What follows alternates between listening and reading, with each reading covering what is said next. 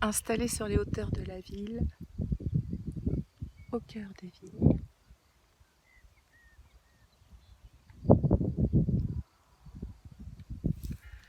Je trouve que c'est un bel endroit, tiens, avec les cloches, je ne sais pas si vous entendez,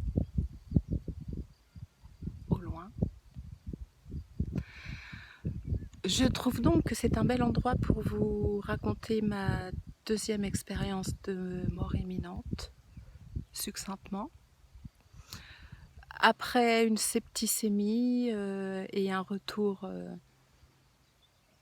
un peu forcé à cause de moi, hein, je ne supportais pas l'enfermement à l'hôpital en pleine canicule.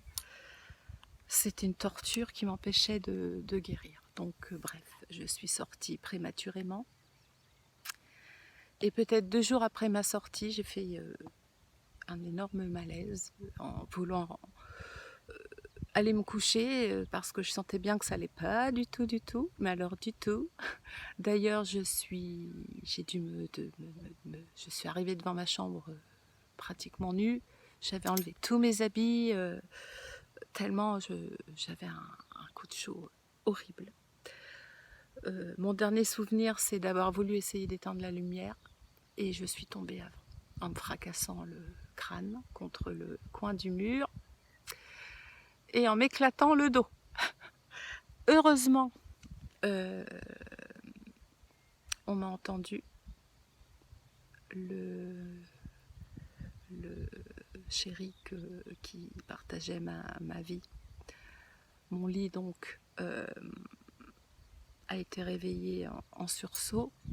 Quand je suis tombée, ça a fait un fracas absolu. Il a donc essayé il m'a dit t'étais là, les yeux grands ouverts, qui partaient sur le côté. Et j'avais beau te frapper, enfin au début, il a crié mon nom, il a essayé de me réveiller, il a tout tenté. Oui, aïe, parce que il m'a mis après, il est passé au claques, je t'ai mis des claques de cow-boy.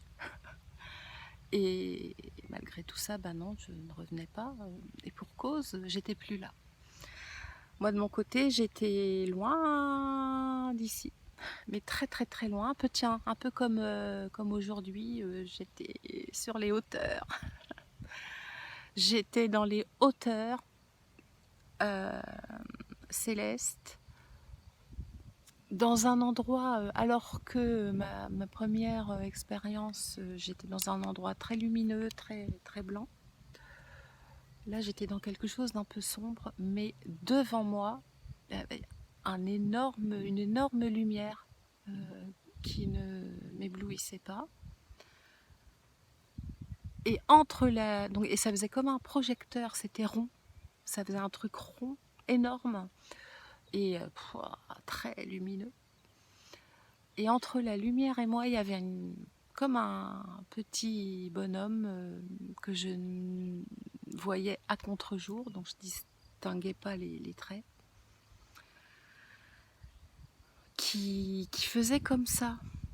Bon, moi j'avais envie d'avancer vers cette lumière. Je voyais également des groupes de personnes sur les côtés de la lumière.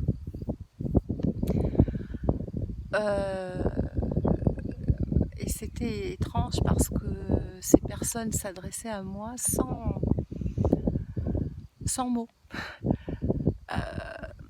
Elles m'envoyaient de l'amour, tout bonnement.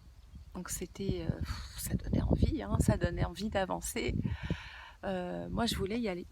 Sauf que le petit bonhomme devant moi, en fait, il s'interposait. Il me disait non, non, non, non, non, non, non, non, non. Voilà, non, non, non, non, non. Un peu comme ça. Il bougeait comme ça, de droite à gauche. C'était niette.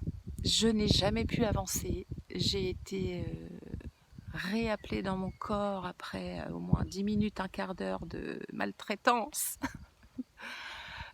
J'ai commencé à entendre, alors j'étais en même temps dans cet endroit étrange et ici, puisque je l'ai entendu, et c'était loin, j'étais loin. Je l'ai entendu m'appeler, et moi je vais pas y aller. Non, ça me perturbait, ça me dérangeait, je ne voulais pas entendre. mon prénom. Je voulais pas rentrer, mais j'ai pas eu le choix, j'ai été obligée, je suis rentrée subitement. Vite, j'ai réincorporé et reconnecté avec toutes mes souffrances qui avaient complètement disparu quand j'étais là-haut. Je n'avais plus mal nulle part, alors que cette septicémie m'a créé d'énormes souffrances, d'énormes douleurs que j'ai traînées pendant des années. J'ai encore des séquelles 10 ans après. Hein. Mais là-haut, la légèreté totale, la liberté absolue. Plus de douleur, plus de peine, plus rien. Que du bien-être, de l'amour et l'envie d'avancer. Mais bon, on m'a... Mademoiselle, on m'a interdit l'entrée.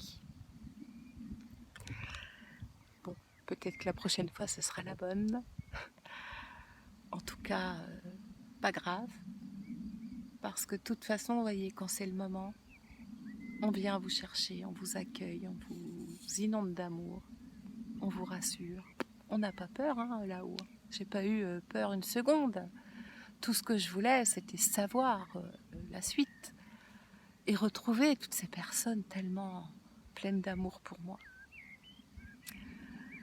Voilà cette deuxième petite expérience racontée au milieu des oiseaux et des vignes.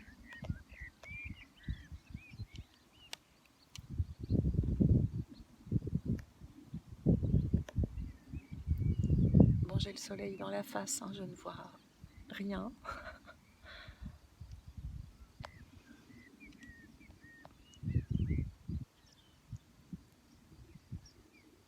Je vous laisse encore un peu avec les oiseaux.